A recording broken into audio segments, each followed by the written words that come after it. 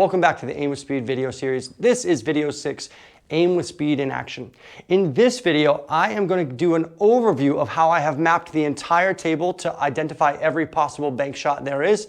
And then I'm going to show you 10 shots where I simulate live play to demonstrate how I apply aim with speed on the fly to identify the best possible bank shot as well as the power that I choose to shoot the ball. I have documented 25 different bank shots and broken them down into memorable incremental number units. Then I merged all of these into one document where essentially I end up with all the aiming points from any given starting diamond. For example, if I start at this diamond here, my end rail first document identifies that there are 6 different possible bank shots from this starting position. We have long double cross corner, long cross corner, long 3 in the side, long cross side, 4 in the corner, and then finally 2 in the corner.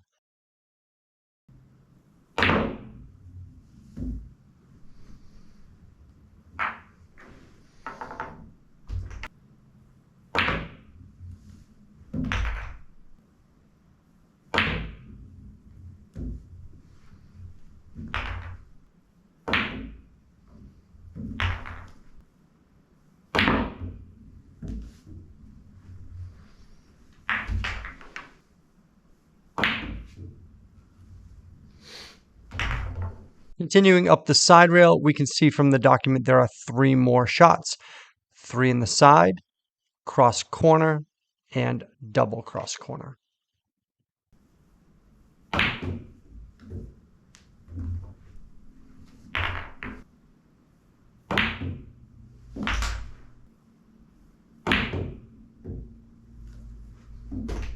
Once we cross over the perpendicular line, we're now aimed the other way, so this would be diamond 5.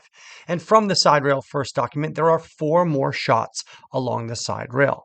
We have cross side, double cross corner, and 3 in the corner.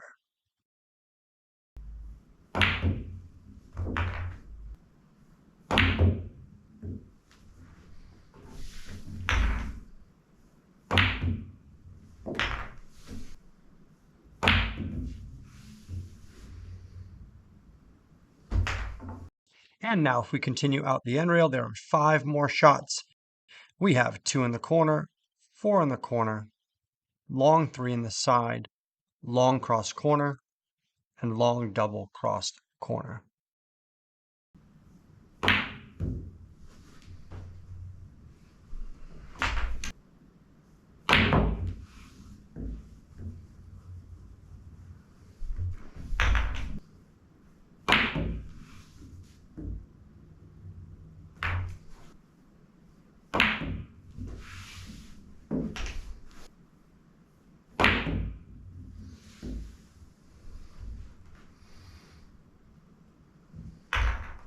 Now, what I'm going to do is roll these balls 2 at a time into a random unplanned position.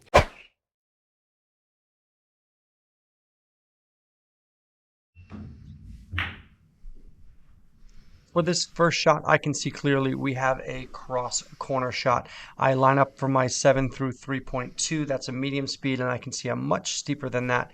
I think this is going to be a fast speed shot right out of the gate.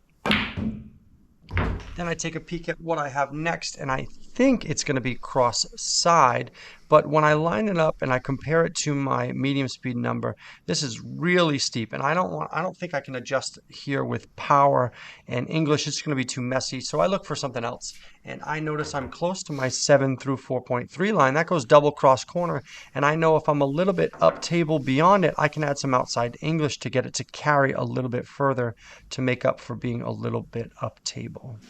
Double cross corner.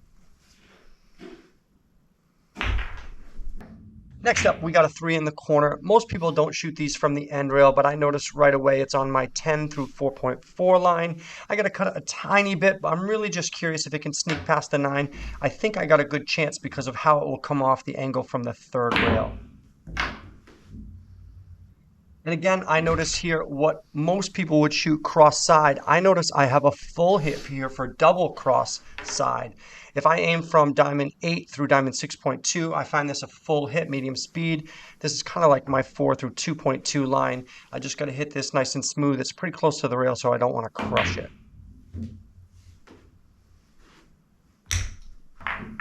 Next up, I have what could be a double cross side shot again, but the 9's in the way, so I'm going to cut this cross side. Now I notice it's close to the rail, so I first check my medium speed number and then I look for my fast speed number. I'm going to try to cut it into that line, which is about 5.5 in the rail. So I'm going to line up about through 5.5 and I'm going to try to hit that spot to adjust for being close to the rail.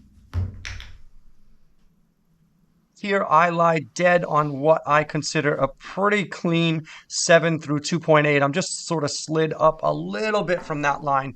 This is a fast speed shot. This feels more like a layup for me. I love my fast speed shots when they're straight on.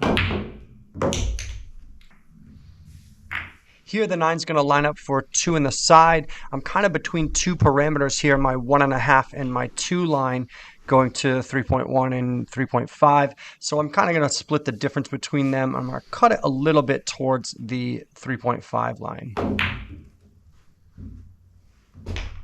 From here I instantly see this is long cross corner, and from my 8 through 2.2 it's like instant access for me, and I know this is steeper than that by 0.2. That's actually my speed adjustment. So I've got another full hit fast speed shot here. All I've got to do is hit it right on center.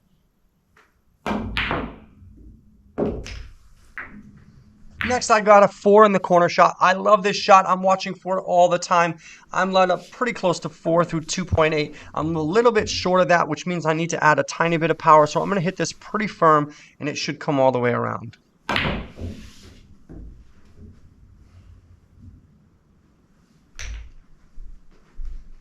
And now on the 9, from my 10.5 through about 2.5, that's my long 2 in the corner line. I'm pretty close to this. I'm going to try to stay on this line a little bit and add a tiny bit more power because I'm a little steeper than that line.